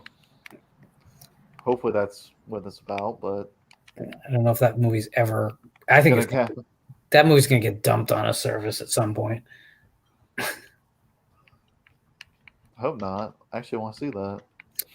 So do I, but they keep moving the thing. Okay. At some point, those producers are going to want to see money back. It's like whoever said it's elk based. Well, and so again, Jamie, like different areas have different backgrounds to this story. But yeah, I mean, even the great Stephen Graham Jones's novel, "The Only Good Indian," it's a Wendigo story. So, but it has a completely different backstory there. So if you grew up on a Native American reservation in the Midwest, you have a different backstory than you have in upstate New York. It's just how it is. Yeah, it looks pretty creepy. I've seen Jamie, she's uploaded some videos and it looks pretty damn creepy. Where she's at, you know what I mean? It's the sort of very much, horror movie setting. But that's the thing. That's the thing about the US. It's so big. As I say before, it's just ripe for their pickings with like settings. We don't really have that in the UK. It's just not. It's not really realistic. You can attempt to do something maybe in rural, but as I say, you're never really too far from human civilization. Where you go to the US and there's just areas which are just so far removed that it's just genuinely. Come down here, and what I'll do is I'll take you to Patterson, and then I'll take you down so you'll see ultra urban, much more than you can imagine, and then I'll take you 20 miles south into the Barrens, and you'll see the other side of Jersey just that close. Yeah. Whereas it's just trees for miles and miles and miles and miles and miles, thick. It's amazing. Anthony says we have the Black Beast of Exmoor in the UK. Yeah, that's down Devon, Cornwall, right in the southwest of the country. Lovely part of England. Great Is that set. The bat-winged guy? Is that what that is? It could be. It's just a great location for horror stories as well. You've got right by the sea. Cornwall's obviously famous for. I mean, you've got Plymouth. I think Plymouth is where the Mayflower sailed from. Plymouth and Devon or Cornwall. Yeah, great setting for horror stories. Just very, very lots of countryside, but the sea's there. But yeah, Jamie says it's scary around here at night. They just found 2 bodies in the forest here. Bloody hell! Glad they didn't hike in that area. Dan says I was spent more time in the Barrens back in the day. The Barrens are crazy. Like if you go during the day, it'll impress you with how rural it gets. When you go at night. What is the Barrens?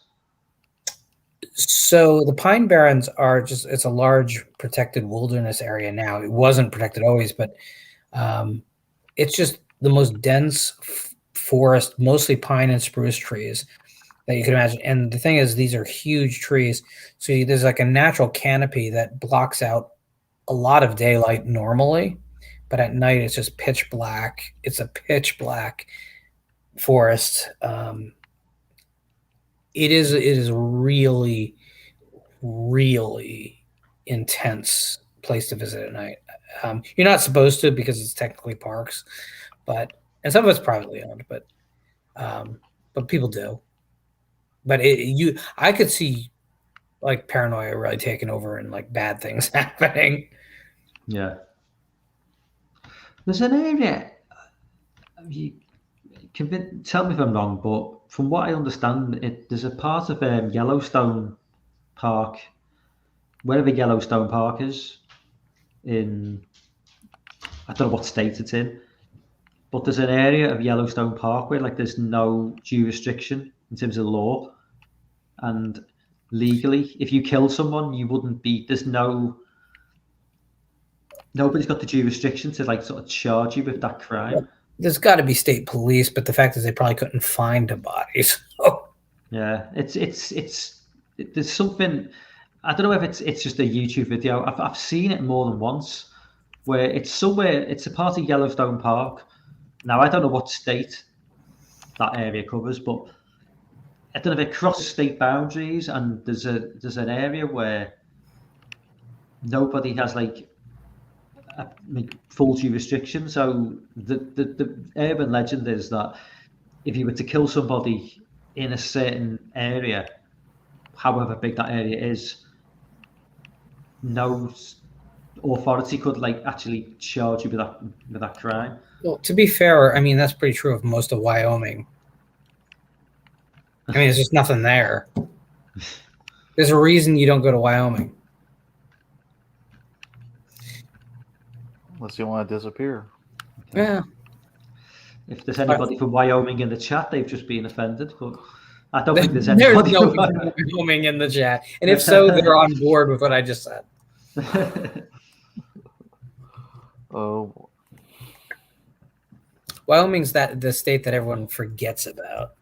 So if I say name all 50 states, the last one you get to is Wyoming. It's the one that after like scratching your head for 5 minutes, you're like, what's left?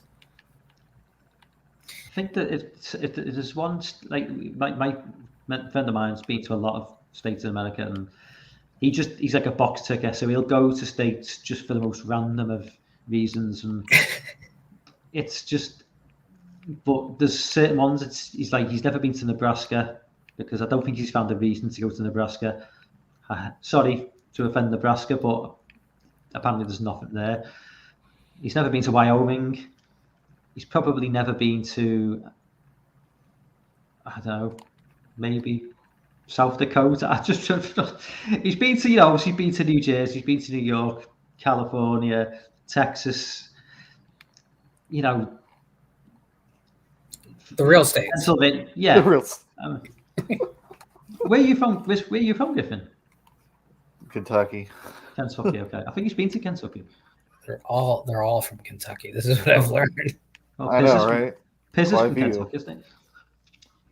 More than that, it's a decent amount of the community is from Kentucky. Yeah,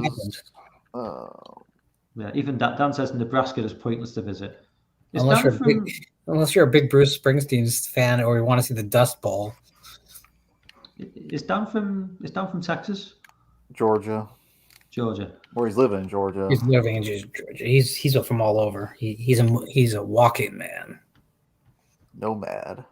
That's right. If there's one thing that like pisses me off about, not knocking you guys, you're okay. No, but there's like this American generalization about England. Well, for starters, they say Britain, and they don't generally. They just say Britain rather than England. They don't just go London, England. There's England. There's Wales. There's Scotland. There's Ireland. It's an island. It's an island nation. Yeah.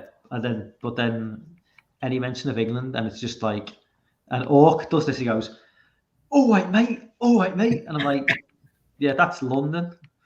It's just like that's one. Okay, I know it's a small country, but like London's like 250 miles from where I live, and sounds nothing like me. There's this. A lot of Americans they just associate Britain with it's just London, and there's nothing else. And London's obviously a massive city. I think London's probably on par with New York in terms of size. Certainly popular. There's like 9 million people live there. So it's like 1/4 of the population of the whole of the UK, but it's people outside London really don't like London that much. It's because it's got such a superiority complex over, I suppose, like way New York maybe has over. No, more so like Los Angeles. Yeah. For us in the States. Yeah, whereas they just think they're like up here, and everyone else is just like sort of down there, and everybody else just looks and goes, yeah, whatever. We'll just carry on doing our own thing. But I think a lot of that's dying in America as far as our cannibalizing our own. I think there was a time when people didn't know people from anywhere else but where they were. But it's because even like as I've traveled the country, it's harder to see the difference from one state to another than ever before. It's getting harder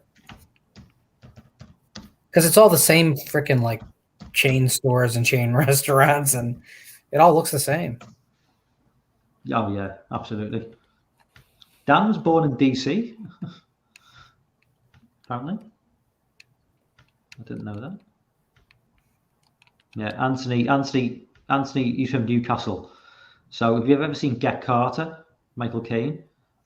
That's set in Newcastle. Obviously, Michael Caine is a Londoner, but he goes to Newcastle. And Newcastle, if anybody finds me hard to understand, if you go to Newcastle, you ain't understanding anything they say because that's hardcore. To Americans, they probably sound Scottish, but it's just this weird sort of mix. No, we get Irish and Scottish mixed up. Oh yeah. Well, to be fair, that's easily done. Well, yeah. Well, also both of the Gaelic speaking Isles.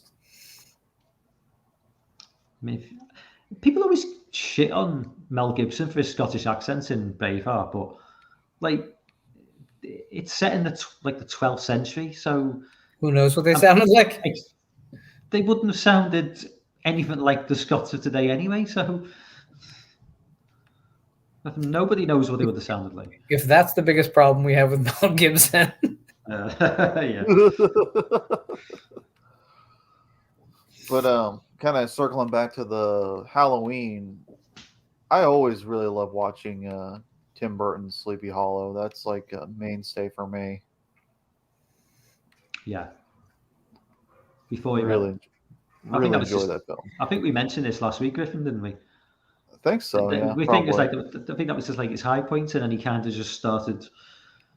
Well, that was it was not one of his high necessarily points. high point, but it was his last peak before the decline. Yeah. If that film, because I love the Hammer look to that film, but if they just had cast someone, but except that was not Johnny Depp for the Ichabod Crane role, it would be like damn near a perfect film. But he completely fucking ruins it for me at many moments in that movie. That scene with him in bed where he's curling his hands over like a cartoon character, I just want to slap him around. So bad. There's so much that movie does right, but that I wish anyone but him had been cast. Keanu Reeves. You know what I always go with for an actor of that generation? Andy Garcia should have gotten a lot more work when he was a younger man. I've been fascinated to see his take on something like that. I haven't seen him for years. He does a lot of production work. He produces a lot because he wants money instead of I guess the last big thing he did was probably that Ocean's movie, right? I've only seen. Do you like Jennifer 8? I don't remember a thing. I know I've seen it. I remember nothing about Jennifer 8. Chris Young score. Yeah, that was one of those films. I kind of wish Lance Henriksen was the main character of that. Doesn't it suck when you know you could cast some of these movies better than I know, right? Then again, every film, if I cast films, every film would be like just Kim Coates and Christina Ricci for all the roles. They'd all have like 7 roles in every film. That's not true. There'd be some Denzel Washington in there. Oh yeah. And some Gary Oldman. Oh hell yeah. Yeah. Oh, Gary Oldman, the little man. If you want a gritty British drama, watch Nil by Mouth, which was his directorial debut. Have you seen it, Lauren? Yeah. Oh yeah, that's like a real. If you forget Pride and Prejudice and all this fucking airy fairy shit, if you want to see a real British movie, like a real English movie with real working class people, watch it. It's a condemnation of classism in the UK. It's just. The amount of times they use the C word in that film, it's like I think Americans are sometimes shocked by us the way we drop the C word like it's just nonchalantly, and in America it's kind of still like a it's still the most powerful of the swear words, but you guys still get upset at with bloody, and for us that's not even a thing. I know, right? Yeah. But the scene in Nil by Mouth where Ray Winstone, he's trying to break into the flat of his wife who's been beaten up, and it's just such a powerful scene. It's just it's like you fucking can't, oh fucking can't. It's just he must drop the C word about 40 times in 2 minutes. It's just such a powerful film, and that was Gary Oldman's childhood. He grew up in South London, council estates, which is like our version of, the projects or whatever you want to call them. And that's, that was his life, his growing up. So he speaks from experience. Obviously, he's far removed from that lifestyle now, but he's all la-di-da now, well-spoken. But his sister, who is in a British soap opera, she's still proper Cockney, You know, she hasn't. She's like, fucking hell, you fucking little mag. No, talks like, you know, she's like still full on Cockney, but Gary Oldman's kind of become a little bit more reserved over the years. So, Lauren, what was the film that got like that you were kind of aware of how they speak, you know, in the English, like that style? Just curious. I don't know. There's always a lot of. Again, I grew up with Hammer, so there's always British accents in movies.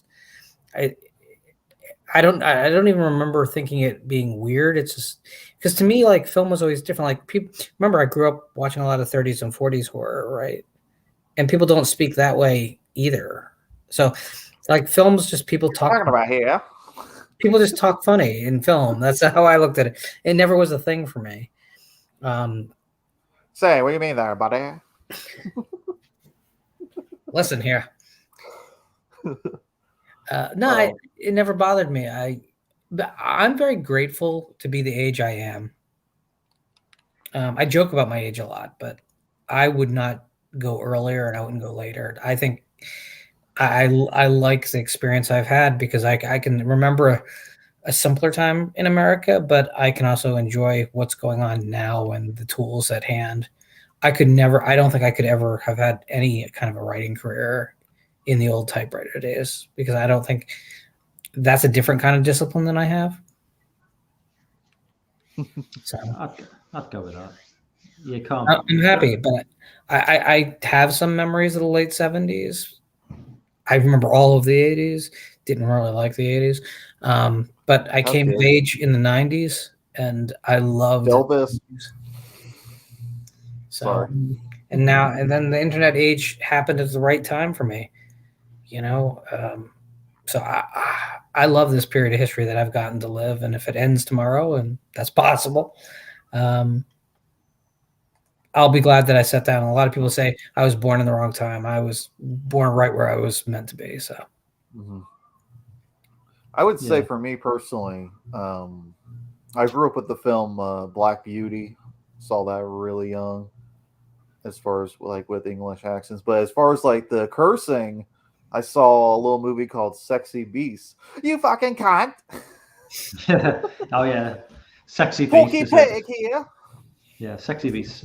I think Lock, Stock and Two Smoking Barrels as well kind of introduced America to that more working class, like UK, you know, with the Guy Ritchie film. Obviously, Jason Statham and Ben Kingsley, man, he knocked it out of the park in that film. He's so good. It's so fun. Ben Kingsley's a complete twat in real life, though, because he got knighted by the Queen.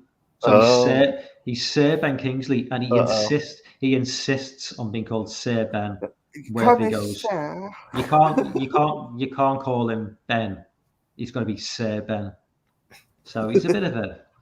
Darren says, "Oh, absolutely damn, Darren! Dead Man's Shoes, fucking amazing film. If you haven't seen it, Lauren? Yeah. Yeah. You know what I like from that. What about? Do you remember the film Shallow Grave? Yeah. That film needs a lot more respect. Yeah. Well, I think it's kind of more known as the film that launched Ewan McGregor's career rather than what it is. It's because everyone remembers Trainspotting, which came 2 years later. Which I don't. I mean, I like Trainspotting, but I like parts of Trainspotting more than I like the whole movie. Do you like Eden Lake, which Darren mentions also? I do like Eden Lake. I haven't seen that one. It's a good film. It's very it's got a bit of a Last House on the Left feel to it. It's very raw, and it's basically just these delinquent kids. It's Michael Fassbender with his wife or girlfriend. They're from London. They've moved to like this, you know, supposedly idyllic retreat, but it's basically, and as someone from the UK, you can absolutely identify with these kids because these kids are just feral, you know, scallywags. You know, they're just street kids. Street kids, and they just basically cause mayhem for this middle class couple, you know, who want to get away for a nice little weekend together, and it just goes from bad to worse for them. and yeah, it's a really effective film. I definitely recommend it, Griffin. Definitely recommend it. And of course, England gave us Haunting of Julia. So done, finished, best ghost film, haunting film of all time. Whatever. That was really that director. Blanking on his name right now, but he only got to do like maybe 3 or 4 theatrical films, and he kind of got regulated to television, kind of like a lot of the people here. Really depressing. Yeah, I mean, Mike? Have you seen Haunting of Julia? I've not seen it now. Is this? What year is this? 80, 79? Is it 70s for sure. I don't know what year exact date. It's fucking fantastic. It's based on the Peter Straub novel Julia. It is fantastic. In America, it's called Actually, in the UK, it's called Full Circle. That's what you're gonna. I'll just add it to my watch list. It's available. It's 77. Mia Farrow. Yep. Yes. Yeah. It's available on YouTube in its entirety, so you don't have to look for it. Make note of that. It just doesn't get released a legitimate release. So that's another Mia Farrow film which I've not seen, which looks really interesting because what was the one we watched for Jewel? See No Evil. Yeah, See No Evil. Yeah, loved that film. Never heard of it and loved it. That was very English. Yeah. I talked to Sam privately, and she still thinks that film was overblowing the horse fetishization. I'm like, no, it was not. It was perfectly in line. Was Sam in favour more of Wait Till Dark? I can't remember. Because I think I was more in favour of that. I think the majority of the panel were more in favour of Wait Until Dark. I think it was me and one other person who preferred See No Evil. I can't remember. I love both movies so much. It's just so hard for me to give a consistent answer. I think they're both pretty awesome. The scene in See No Evil where I like she's barefoot and there's the glass smashed on the floor. That's just a great way to sort of build tension because there's, I can watch heads getting chopped off, people getting whatever, but somebody standing on glass in bare feet is really, really, really hard to watch because we've all done it. So you know what I mean? It's like, the pain. So watching it, just walking through and you're waiting, and for someone who's not seen the film before, it's a really intense scene, way more intense than watching somebody inevitably get carved in half with a machete, and that's not taking anything away from, a Friday film, but it's a different type of tension, See, but I think we've lost that ability to care enough about a scene and an idea and let that be a set piece, it's just the mentality now is get to the point, get it over with, have a big dumb CGI moment. I mean, it's really depressing that we can't slow the hell down. And yeah, A24 has slowed down, and Hammer, some of the modern Hammer stuff has slowed down, but it's so rare. It's like the whole James Wan and got to have a jump scare every 9.5 minutes thing. It's just depressing to me. Yeah. Anyway, I think I will just wrap things up now, guys, because it is 2:15 in the UK. So I'm in work in the morning. But as am I. I have to be up at I have to be there at 5. So. Ooh. Yeah.